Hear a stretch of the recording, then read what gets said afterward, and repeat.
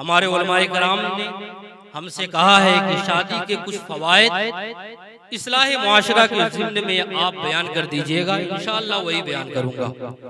आज शादी खाना आबादी के मौके पर मिलाद मुस्तफ़ा सल्लल्लाहु अलैहि वसल्लम का एहतमाम है। मैं पूछता हूँ, आखिर इस मौके पर मिलाद मुस्तफ़ा सल्लल्लाहु अलैहि वसल्लम के एहतमाम का मतलब क्या हो रहा है?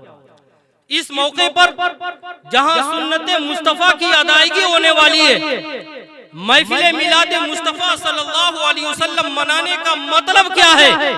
अजीज़ान मिल्लत इस्लामिया, आपको बता दूं, दरअसल मकसद यह है ताकि इस मिलाद के सहारे हमारे घर में रहमत व अनवार की बारिशें हो जाए। रिवायत में आता है, तंज़िलुर रहमा इंद ज़िक्रि सालिहीन, तंज़िलुल मलाइका इंद ज़िक्रि सालिहीन। जहाँ पे अल्लाह के नेक बंदों का जिक्र किया जाता है, अल्लाह के फरिश्ते रहमत व अनवार की बारिशें बरसाते रहते हैं।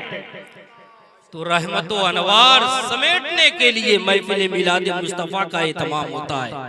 अल्लाह की बरकतें हासिल करने के लिए महफिल मिलाद मुस्तफ़ा का एहतमाम किया जाता है।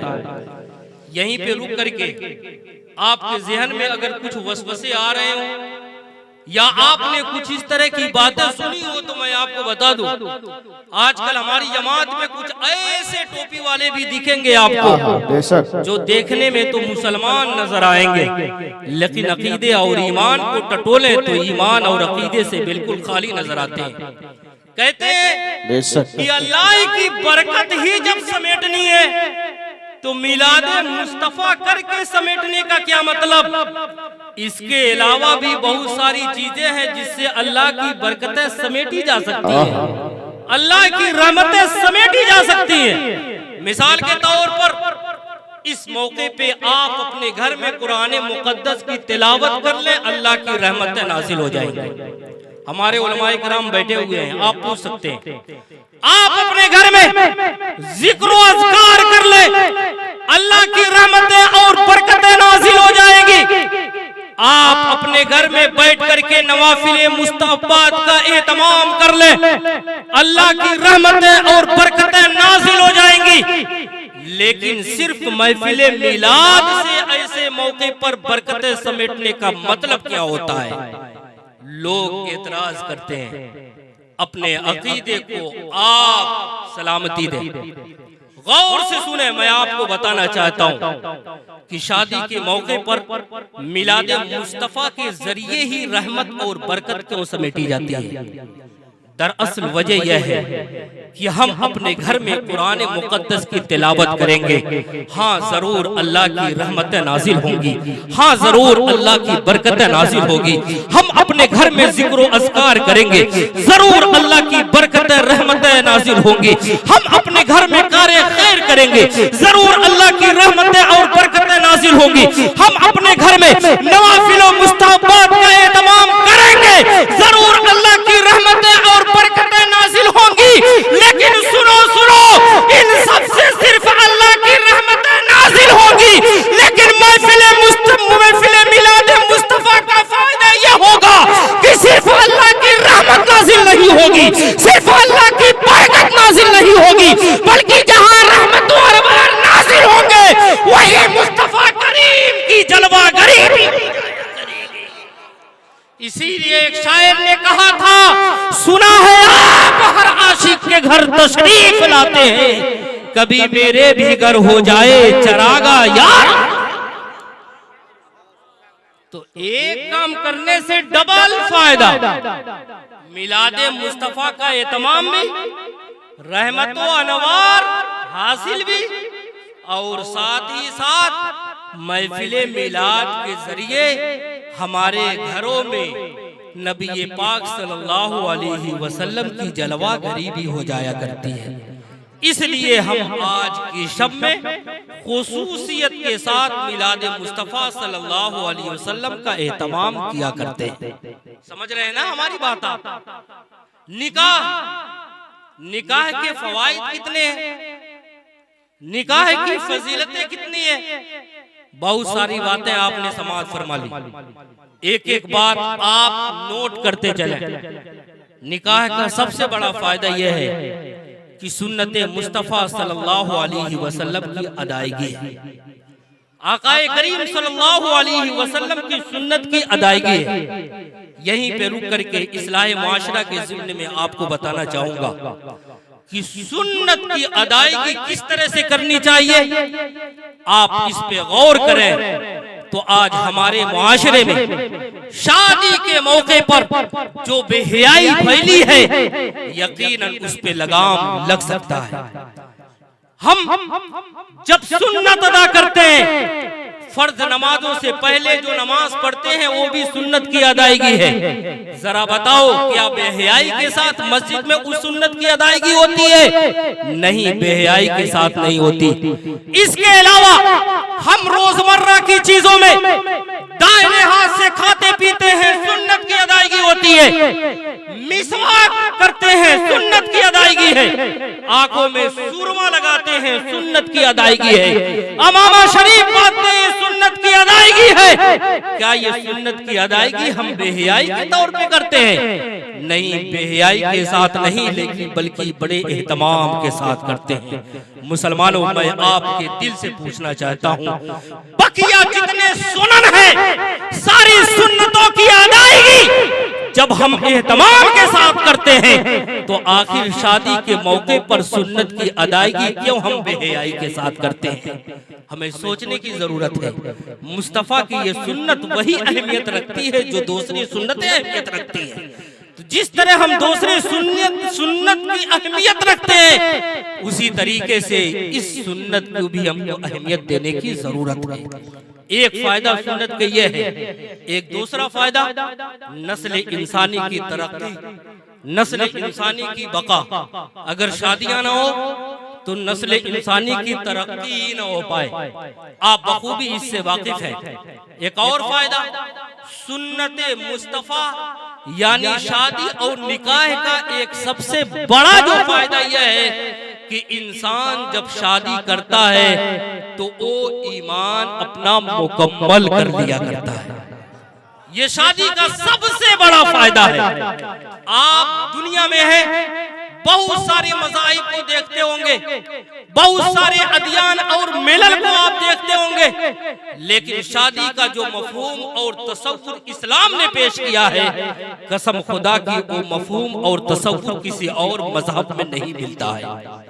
आप यहूदी मजहब में चले जाएं, ईसाई मजहब में चले जाएं, क्रिश्चियन मजहब में चले जाएं, हमारे हिंदू नेपाल में जिन लोगों की सबसे बड़ी आबादी है उनके दीन में आप चले जाएं, उनके गुरु घंटालों से अगर आप पूछें कि आखिर शादी से फायदा क्या है, किसी औरत को हाथ लगाने का फायदा क्या है, तो सबका मजहब यही बताता है कि अगर किसी औरत को हाथ लगा दिए तो तुम कभी अपने गॉड, अपने खुदा, अपने अल्लाह, अपने भगवान का कुर्ब नहीं हासिल कर पाओगे। सबके दीन और मजहब में यही मिलता है। लेकिन कुर्बान जाए मुसलमानों अपने नबी पाक सल्लल्लाहु अलैहि वसल्लम पर, कुर्बान जाए आप दीन इस्लाम और मजहब इस्लाम पर। मजहब इस्लाम ने ये नहीं कहा कि आप शादी करेंगे, औरत को हाथ लगाएंगे तो अल्लाह का कुर्ब नहीं हासिल कर पाएंगे, बल्कि प्यारे मुस्तफा ने यह फरमाया अगर तुम शादी करोगे तो शादी का यह फायदा होगा कि तुम अल्लाह का कुर्ब और अल्लाह की रजामंदी उसके अपोजिट फरमाया। बल्कि सिर्फ इतना ही नहीं, मेरे आका ने एक हदीस में यूं इरशाद फरमाया, मनिस्तन कहा फकदिस्तकमल ईमान, जिसने निकाह किया उसने अपना ईमान मुकम्मल कर लिया। मेरे आका की हदीस ये गवाही देती है। ये तसव्वुर और ये मफहूम आप किसी मजहब में नहीं पाएंगे। अगर आप सुन रहे हैं तो मैं आपको बता दूं, हमारे उलमाए कराम बैठे हैं, उलमाए कराम की तकरीरें आप सुनते हैं, लेकिन हमारे उलमाए कराम आपके सामने कोई बात बयान करते होंगे तो ये जमानत नहीं देते होंगे कि आपका ईमान मुकम्मल हो गया। मिसाल के तौर पर आपको नमाज का हुक्म देते होंगे, रोजे का हुक्म देते होंगे, सदको खैरात का हुक्म देते होंगे, तो ये नहीं कहते होंगे कि कर लो तुम्हारा ईमान मुकम्मल हो गया। लेकिन निकाह की अहमियत देखें, शादी की अजमत देखें, शादी की फजीलत देखें। शादी आप कर रहे हैं तो निकाह मुकम्मल करने की गारंटी और जमानत आपको दी जा रही है। वजह क्या है मुसलमानों? आखिर क्यों निकाह से आपको ईमान के मुकम्मल होने की गारंटी सर्टिफिकेट दी जा रही है? मैं आपको समझाना चाहता हूँ एक हदीस की रोशनी में। मेरे आका ने इरशाद फरमाया, या माशर शबाब मन इस्तता मिनकुमुल बाअ फलियतज़व्वज फइन्नहु अगद्दु लिलबसरी व अहसनु लिलफरज।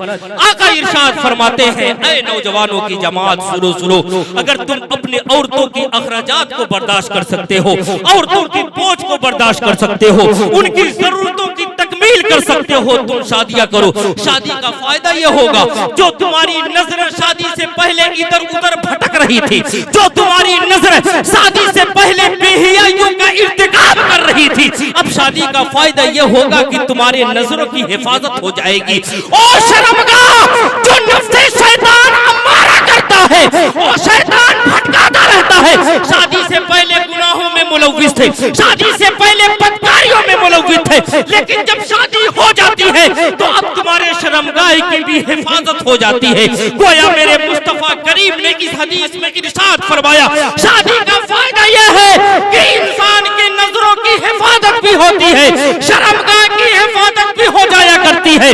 अब कह लिया जाए, जब इंसान के नजरों की हिफाजत हो गई, इंसान के शर्मगाह की हिफाजत हो गई, गोया इंसान बेहयाइयों से दूर हो गया, गोया इंसान बदकारियों से दूर हो गया, गोया इंसान ज़िनाकार से दूर हो गया, और जब बुराइयों से दूर हो गया, उसका कदम नेक अमल की तरफ बढ़ गए, उसका कदम नेक चीजों की तरफ बढ़ गए, उसके कदम कारे खैर की तरफ बढ़ गए। अब कारे खैर का यह फायदा होगा कि उसका ईमान नाकिस नहीं, ईमान मुकम्मल हो जाए। मिल्लत इस्लामिया, शादी का ये एक बड़ा फायदा है कि ईमान के मुकम्मल होने की गारंटी आपको दी जाती है। इतना फायदा। एक और फायदा आप सुनेंगे, शादी का एक बड़ा फायदा ये भी है कि शादी के बाद हर इंसान जानता है कि उसके बच्चे होते हैं। शादी के बाद बच्चे होते हैं। हम दुआ करेंगे हमारे अजीजम मौलाना इम्तियाज अली साहब को भी अल्लाह ताला एक साले और नेक औलाद अता फरमाए। बच्चे पैदा होते, आप भी किसी के बच्चे हैं, आपके वालिद भी किसी के बच्चे हैं, लेकिन इस्लाम ने शादी के बाद जो बच्चे की पैदाइश है, वो बच्चे की पैदाइश भी फायदे के तौर पे रखा है। फायदा जानते हैं क्या है?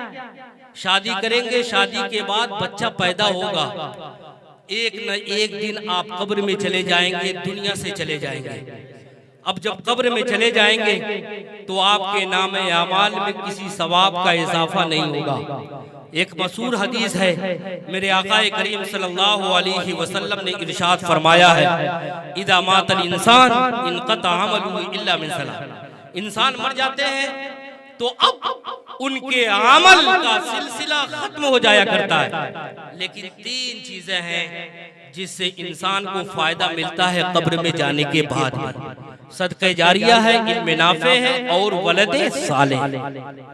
ये वलदे साले यानी नेक लड़के जो शादी के बाद पैदा होते हैं, आपकी कब्र पे जाएंगे, आपकी कब्र पे खड़े होकर के कुरान मुकद्दस की तिलावत करेंगे। कुरान मुकद्दस की तिलावत के बाद आपकी मग़फ़िरत और बख्शिश की दुआएं करेंगे। कसम खुदा की, मुस्तफा की हदीस कहती है, जब आपका लड़का आपकी मग़फ़िरत और बख्शिश के लिए दुआ करेगा, अल्लाह की रहमत जोश में आएगी, अल्लाह आपकी मग़फ़िरत और बख्शिश फरमाएगा। मैं एक वाकई के ज़िम्ने में ये बात बताना चाहता हूँ। हजरत अब्दुल्ला इब्न उमर है, किनके लड़के हैं? हजरत उमर बिन खत्ताब रज़ियल्लाहु ताला अन्हु के। हजरत उमर की एक लड़की भी थी जिनका नाम हजरत हफ्सा था। हजरत हफ्सा और हजरत अब्दुल्ला इब्ने उमर ये दोनों आपस में भाई थे। हजरत अब्दुल्ला इब्ने उमर अभी शादी नहीं हुई थी, नौजवान थे। दिल में एक मर्तबा ख्याल आया कि मैं दुनिया में शादी नहीं करूंगा, शादी करने से क्या फायदा। ये फैसला जानते हैं क्यों किया था? ऐसा नहीं है कि अखराजात के डर की वजह से, ऐसा नहीं है कि बीवी के नखरे के डर से, बल्कि इसलिए ये फैसला किया था कि आप बड़े ही मुत्तकी और परहेजगार थे। सोचा अगर शादी कर लूंगा तो कुछ वक्त अपनी बीवी को भी देना पड़ेगा, कुछ वक्त अपने बच्चों को भी देना पड़ेगा। अब उन औकात में हम अल्लाह की इबादत नहीं कर पाएंगे, अल्लाह की रियाजत नहीं कर पाएंगे। सोचा कहीं हमारी इबादतें कम न हो जाए, इसलिए हम शादी नहीं करेंगे। इसी सोच में डूबे हुए थे। जब घर में पहुंचे, जाकर के एक जगह बैठ गए। उनकी बहन हजरत हफ्सा की नजर जब अपने भाई पे पड़ती है, बहन समझ जाती है कि मेरा भाई किसी फिक्र में डूबा हुआ है, मेरा भाई किसी सोच में डूबा हुआ है। भाई और बहन का रिश्ता इतना मजबूत हुआ करता है। भाई अगर फिक्र में हो, बहन समझ जाती है कि मेरा भाई फिक्र में है। इसी तरीके से भाई भी अगर बहन तकलीफ में हो तो समझ जाता है कि मेरी बहन तकलीफ में है। इतना मुकद्दस रिश्ता है। हजरत हफ्सा ने जब भाई को देखा कि मेरे भाई फिक्र में डूबे हुए हैं, सोच में डूबे हुए हैं, हजरत हफ्सा दौड़ करके भाई के पास जाते हैं। जाने के बाद कहती है मेरे भाई आखिर किस फिक्र में डूबे हुए हो, किस सोच में डूबे हुए हो? हजरत अब्दुल्ला ने कहा कुछ नहीं। कहा नहीं, बताओ किस फिक्र में हो?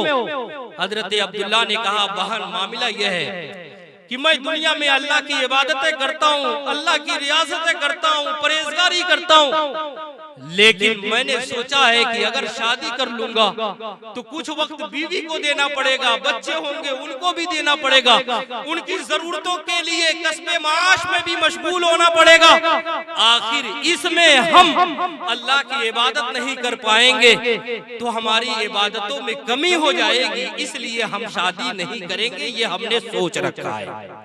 हजरत हफ्सा ने जब इतना सुना, सुनने के बाद कहा मेरे भाई तुम घबराते क्यों हो, तुम डरते क्यों हो? सिर्फ इस डर की वजह से कि हमारी इबादत कम हो जाए और अल्लाह की बख्शिश और अल्लाह की मग़फ़िरत न मिले तुम शादी नहीं करोगे? सुनो, तुम शादी कर लो। सुनो मेरे भाई, तुम शादी कर लो। ये ना सोचो तुम्हारी इबादतें कम पड़ जाएंगी, बल्कि जब तुम शादी कर लोगे, शादी के बाद तुम्हारे बच्चे होंगे, शादी के बाद तुम्हारे औलाद होंगे। जब तुम दुनिया से रुखसत हो जाओगे, रुखसत होने के बाद तुम्हारी फिक्र ये लगी हुई है कि अल्लाह की मग़फ़िरत और बख्शिश नहीं मिलेगी। सुनो, जब तुम कब्र में जाओगे, शादी के बाद जो तुम्हारे बच्चे होंगे वो बच्चे तुम्हारी कब्र पे जाएंगे। कब्र पे जाने के बाद अल्लाह की बारगाह में तुम्हारी बख्शिश और मग़फ़िरत के लिए दुआएं करेंगे। अल्लाह ताला अब तुम्हारी इबादतों को नहीं देखेगा, अल्लाह ताला तुम्हारी रियासतों को नहीं देखेगा, बल्कि तुम्हारे लड़कों की दुआओं की वजह से तुम्हारी मग़फ़िरत और बख्शिश। अजीज़ान मिल्लत इस्लामिया, शादी का ये सबसे बड़ा फायदा है। पैगाम भी मिलता है कि आप अपने वालिदैन को कभी भूले ना, बल्कि अगर आपके वालिदैन दुनिया में हैं तो आप उनका एहतराम करें, अदब करें, नाफरमानी न करें, फरमाबरदारी करें। अगर दुनिया से रुखसत हो गए हो तो उनकी कब्र पर जा करके उनके लिए दुआएं मग़फ़िरत और बख्शिश की दुआएं करें। शादी के इतने बड़े फवायद हैं, इतने बड़े फवायद हैं। अजीज़ान मिल्लत इस्लामिया, आए बात आगे बढ़ाते हैं। शादी के मौके पर आपने सुना हमारे हजरत अल्लामा मौलाना अब्दुल मुस्तफा मिसबाही साहब कि उन्होंने आपको बताया कि शादी करनी किससे चाहिए। हदीस शरीफ के अल्फाज आपके सामने उन्होंने रखा कि शादियों में हमारा इंतखाब किस तरह से होना चाहिए। मालदारी नहीं, खूबसूरती नहीं, हसब व नसब नहीं, बल्कि इंतखाब जो होना चाहिए वो दीनदारी की बुनियाद पे होना चाहिए, परहेजगारी की बुनियाद पे होनी चाहिए। यकीन जाने आज हमारे मुआशरे में अगर इनकलाब पैदा हो सकता है, आज हमारे मुआशरे में अगर चेंजिंग पैदा हो सकती है तो सिर्फ नेक और सालेह औरतों की वजह से हो सकती है, किसी और की वजह से नहीं हो सकती है। इसीलिए मेरे आका करीम सल्लल्लाहु अलैहि वसल्लम ने बेशुमार हदीसों में यही इरशाद फरमाया, अद्दुनिया कुल्लुहा मता व खैरु मताई दुनिया अल मरातु सालिहा। लोगों सुनो, दुनिया की सबसे बेहतरीन पूंजी यही औरत है जो नेक है और सालेह हुआ करती है। बल्कि मेरे आका ने एक हदीस में यहाँ तक इरशाद फरमाया कि इंसान दुनिया में अल्लाह की इबादत, अल्लाह की परहेजगारी, तकवा और बंदगी से फायदा उठाता है, अब उसके बाद अगर किसी चीज से फायदा उठा सकता है तो वो सिर्फ नेक बीवी की जात है, किसी और की जात नहीं है। मुस्तफा करीम के अल्फाज है, मस्तफाद अहदुम मिनकुम बाद तक़वल्लाहि इल्ला मिन ज़ौजतिन सालिहा। लोगों सुनो, अल्लाह की इबादत, अल्लाह की परहेजगारी के बाद अगर किसी चीज से फायदा उठा सकते हो तो वो नेक बीवी से फायदा उठा सकते हो, किसी और। आप सोच रहे होंगे कि आखिर नेक बीवी से फायदा इंसान किस तरह से उठाएगा, नेक बीवी से फायदा किस तरह से इंसान उठाएगा। मैं आपको मिसाल के जरिए समझाऊं, आप सुन रहे हैं। दरअसल मामला यह है, दुनिया का दुस्तूर है, हर इंसान अपनी बीवी से मोहब्बत करता है। और ये भी आपने पढ़ा होगा, जाना होगा, इन्नल मुहिब्ब लिमन युहिब्बु, कि इंसान जिससे मोहब्बत करता है उसी की बातों को माना करता है। और इंसान अपनी बीवी से मोहब्बत करता ही करता, मैं नहीं करता कहता, बल्कि कुरान मुकद्दस के अल्फाज कह रहे हैं, वमिन आयातिही अन खलक़ लकुम मिन अनफुसिकुम अज़वाजा। अल्लाह की निशानियों में से है कि अल्लाह ने तुम्हारे दरमियान तुम्ही में से जोड़े बनाए, लितस्कुनु इलैहा, ताकि तुम अपनी बीवी से सुकून हासिल करो, चाहे सुकून क़ल्बी हो या सुकून जिस्मानी, तुम अपनी बीवी से सुकून हासिल करो। और अल्लाह ही ने इरशाद फरमाया, वजअल बैनकुम मवद्दा, और अल्लाह ही ने शौहर और बीवी के दरमियान मवद्दत, उल्फत और मोहब्बत अता की है। अल्लाह ही ने मोहब्बत अता की है। फार्मूला यह है कि इंसान जिससे मोहब्बत करता है उसी की बातों को मानता है। तो आज हमारे नौजवानों का मिजाज आप देख रहे होंगे, नौजवानों से दुनिया परेशान है। समझा समझा के बड़े लोग, बुजुर्ग लोग, घर के जिम्मेदार लोग परेशान है। बेटा अय्याशी के अड्डे पे न जाओ, बेटे फला पुल पे अपना डेरा न डालो, बेटा मोबाइल में अपनी जिंदगी न गुजारो, बेटा अपनी कीमती वक्त को कारोबार में सर्फ करो। हर इंसान परेशान है, लेकिन ये नौजवान अपने बाप की बात, बुजुर्ग की बात नहीं मानता। मानता है तो सिर्फ अपनी बीवी की बात मानता है, मानता है तो सिर्फ अपनी शरीके हयात की बात मानता है। इस्लाम ने नेक बीवी के इंतखाब का हुक्म इसलिए भी दिया है कि नेक बीवी अगर आपके घर आएगी, कुरान मुकद्दस की तिलावत करने वाली होगी, नमाज का पाबंद होगी, रोजा अदा करने वाली होगी, जिक्र अज़कार करने वाली होगी, मुस्तहब्बात नवाफिल का एहतमाम करने वाली होगी, जब देखेगी मेरा शौहरे नामदार नमाजों से दूर है, मेरा शौहरे नामदार रोजों से दूर है, मेरा शौहरे नामदार जिक्र अज़कार से दूर है, मेरा शौहरे नामदार नवाफिल और मुस्तहब्बात से दूर है, अय्याशी की तरफ अपने कदम को बढ़ा रहा है, अपने शौहर को बैठाएगी, कहेगी मेरे शौहरे नामदार, तुम किस तरह की दुनिया में अपनी जिंदगी सर्फ कर रहे हो, आओ जरा इस्लाम की तरफ आओ, आओ जरा कुरान की तरफ आओ, आओ जरा नमाजों की तरफ आओ, आओ जरा निर्जों की तरफ आओ। कसम खुदा की, बीवी जब अपने शौहर को कुरान की दावत देगी, बीवी जब अपने शौहर को नमाज की दावत देगी, बीवी जब अपने शौहर को रोजों की दावत देगी। शौहर बीवी से मोहब्बत करने वाला है, बीवी की बात मान करके एक दिन इनकलाब इतना पैदा होगा। अब वो शौहर जो अय्याशी में गुजर रहा था, आज उस शौहर अय्याशी पे ना जा करके कल को दुनिया में कुरान मुकद्दस की तिलावत करने वाला हो जाएगा, दुनिया में नमाज का पाबंद हो जाएगा, दुनिया में रोजा अदा करने वाला हो जाएगा। सिर्फ यही नहीं बल्कि अपनी पूरी जिंदगी इस्लाम के मुताबिक। ये कमाल किसका होगा? नेक बीवी की वजह से होगा, किसी और से नहीं होगा। मेरी बात है, झूठ नहीं। आप प्रैक्टिकली तौर पे भी देख सकते हैं, प्रैक्टिकली तौर पे आप आजमा भी सकते हैं। बीवी अगर शौहर को जिस चीज से मना करती है, शौहर बड़े शौक से उस चीज को मानता है। नेक रहेगी, शौहर को मनाने की कोशिश करेगी, शौहर उसकी बात मानेगा। और एक और फायदा आपको बताऊं कि इस्लाम ने जो नेक लड़की और नेक बीवी के इंतखाब का हुक्म दिया, जानते हैं क्यों?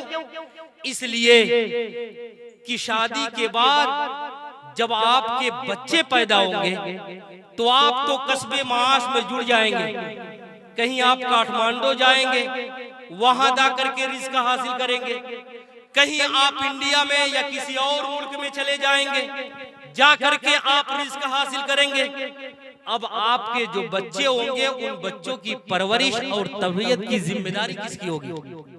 ये जिम्मेदारी होगी तो वही आपकी बीवी शरीके हयात की। और ये जान लें कि इंसान जैसे अपना होता है वैसे ही अपनों को बनाता भी। अगर बीवी नेक रहेगी तो आपके बच्चे को भी नेक बनाएगी। आज हम परेशान हैं कि हमारी नई नस्ल कितनी बदतमीज हो रही है, हमारी नई नस्ल कितनी बदमाश है, हमारे नए बच्चे आखिर बड़ों का अदब क्यों नहीं करते, हमारे नए बच्चे आखिर बड़ों के गुस्ताख क्यों हो रहे हैं, उनके अंदर एहतराम, इज्जत, ताज़ीम और तौकीर नाम की कोई चीज नहीं। वजह क्या है मुसलमानों? वजह यह है कि जो आपके घर में शरीके हयात है उसके अंदर जब अदब और लिहाज नहीं तो आपके बेटे के अंदर अदब और लिहाज कहां से पैदा होगा? जब उसके अंदर इज्जत और तौकीर नहीं तो आपके बेटे के अंदर इज्जत और तौकीर कहां से हो? सुनो, ओ फातिमा उम्मुल खैर जैसी बीवी थी तो जमाने में गौसे पाक पैदा हुआ करते थे। सुनो, वो जमाने में माए नेक हुआ करती थी तो दुनिया में नेक और साले औलियाए कराम पैदा हुआ करते थे। जब जब माए दुनिया में नेक थी, दुनिया में औलियाए कराम पैदा होते रहे, लेकिन माओ का मिजाज जब तब्दील हुआ, माओ का रुझान टीवी और सोशल मीडिया बन गया, माओ का रुझान दुनिया में फसाद और झगड़ा बन गया, तो अब बच्चे हमारे फसाद और झगड़ालू पैदा हो रहे हैं, हमारे बच्चे सोशल मीडिया के शौकीन पैदा हो रहे हैं। कसम खुदा की जमानत है, गारंटी है, अगर आज हमारी माएं नेक हो जाएं तो हमारे मुआशरे में जरूर इनकलाब पैदा हो जाए, हमारे मुआशरे में जरूर तब्दीली और इस्लाह पैदा हो जाए। इसलिए आप शादी करें तो नेक बीवी का इंतखाब करें ताकि आपकी नस्ल यूं ही न खत्म हो बल्कि आपकी नस्ल भी दुनिया में मुत्तकी और परहेजगार हो।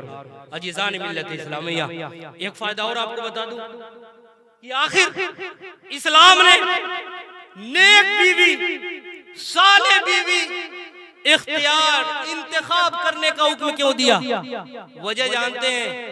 आपने देखा होगा कि आपके घर का माहौल शादी से पहले कुछ और होता है, लेकिन शादी के बाद माहौल कुछ और हो जाता है।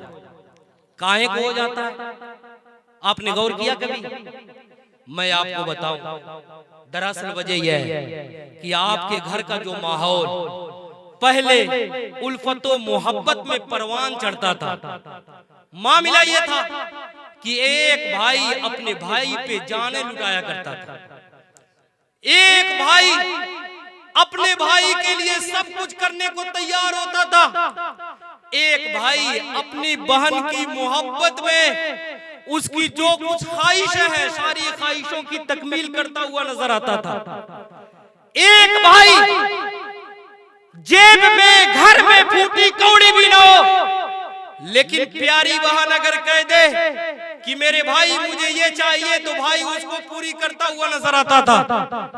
आखिर शादी के बाद माहौल कैसा बिगड़ा कि यही भाई भाई जो आपस में मोहब्बतें करते थे, यही शादी में यही भाई भाई जो आफत में उल्फत किया करते थे, अब जानी दुश्मन कैसे बन गए हैं। वो बहन जो घर की जीनत हुआ करती थी, अपने भाइयों का तमगा हुआ करती थी, अपने भाइयों की लाडली हुआ करती थी, आखिर शादी के बाद उस बहन के कदम घर पे आने को क्यों तरस रहे हैं? वजह क्या है? अजीजान मिल्लत इस्लामिया अगर गौर करें तो आपको जवाब यही मिलेगा। आपके घर में जो आने वाली औरत है उसी की वजह से आपके घर का माहौल और कल्चर बदलता हुआ नजर आ रहा है। काश आप अपनी बीवी या अपनी बहू या अपनी बच्ची का इंतखाब जहेज के तौर पे न किए होते, मालो दौलत के तौर पे ना किए होते, रुपए पैसों के तौर पे ना किए होते, बल्कि सिर्फ और सिर्फ तकवा तहारत परहेजगारी दीनदारी की बुनियाद पे किए होते, तो आज से पहले जो आपके घर का माहौल था शादी के बाद भी वही माहौल होता। शादी से पहले जिस तरह से भाई भाई पे जान लुटाता नजर आ रहा था, शादी के बाद भी भाई भाई पे जान लुटाता हुआ नजर आता। शादी से पहले जिस तरह से भाई अपने बहन का ख्याल रखता हुआ नजर आ रहा था, परहेजगारी की बुनियाद पे कसम खुदा की शादी के बाद भी भाई अपनी बहन पे जाने लुटाता। हमारे मुआशरे में जो तब्दीली और इनकलाब पैदा है सिर्फ इसी बुनियाद पे है। लिहाजा आज की महफिल में मैं आपको जो दर्स और पैगाम देना चाहता हूँ, यही देना चाहता हूँ कि दुनिया की मालो दौलत कितने दिन रहने वाली है? बहुत ज्यादा दिन तक नहीं, 1 साल से 2 साल, बहुत लोगों का तो उससे पहले ही खत्म, बहुत लोगों का तो हफ्ते 1 दिन में खत्म। लेकिन आप जिसका इंतखाब करके लाए हैं वो हफ्ते में खत्म होने वाली नहीं है, महीने में खत्म होने वाली नहीं, साल में खत्म होने वाली नहीं, बल्कि आप पूरी जिंदगी के लिए उसका इंतखाब करके लाए हैं।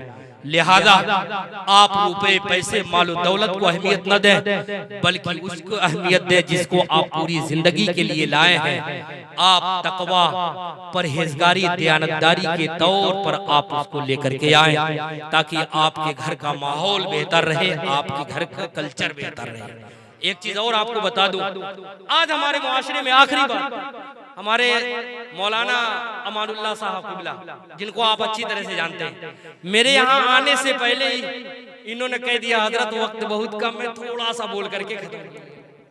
लेकिन मैं जानता हूँ आप बोर नहीं हो रहे, आप सुन रहे हैं, और काम की बात है, ये वक्त हमेशा नहीं मिलता और हमेशा आपके सामने भी नहीं आएगी। हो सकता है हमारी बात किसी के दिल को लग जाए, तो मुआशरे में एक शख्स अगर सुधर जाएगा, उसके देखे देखे बहुत सारे लोग सुधरते हुए नजर आए।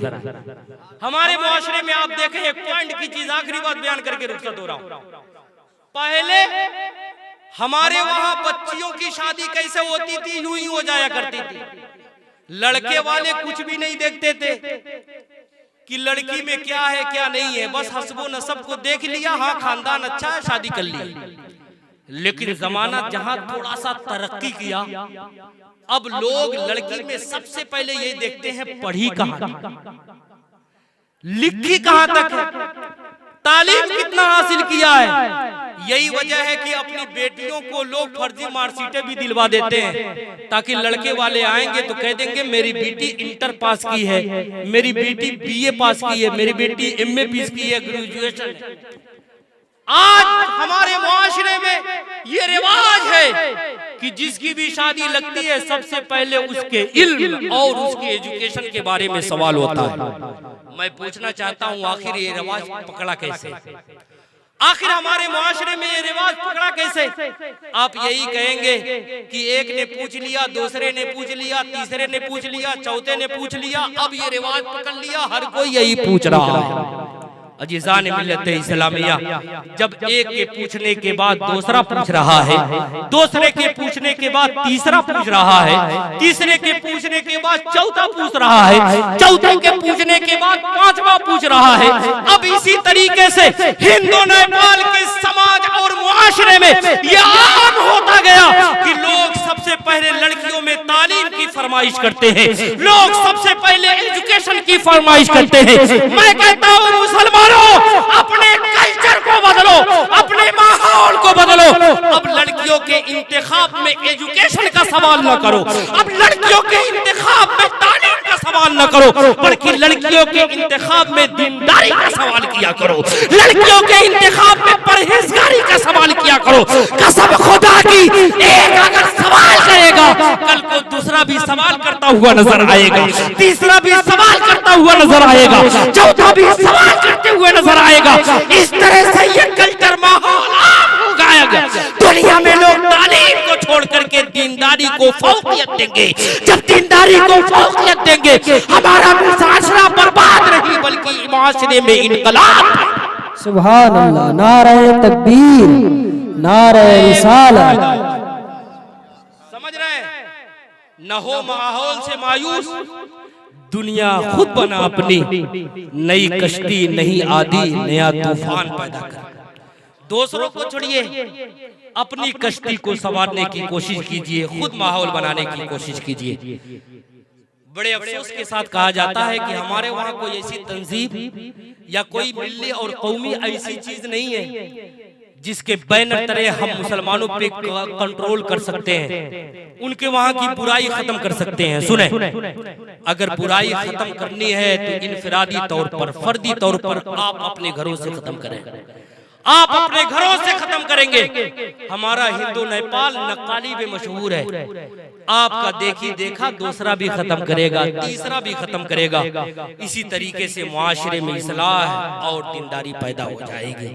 अजीज़ान मिल्लत इस्लामिया, बस इन्हीं चंद कलिमात के साथ अपनी बातें खत्म कर रहा हूँ। इस दुआ के साथ मौला आप सबको हुस्न अमाल की तौफीक अता फरमाए।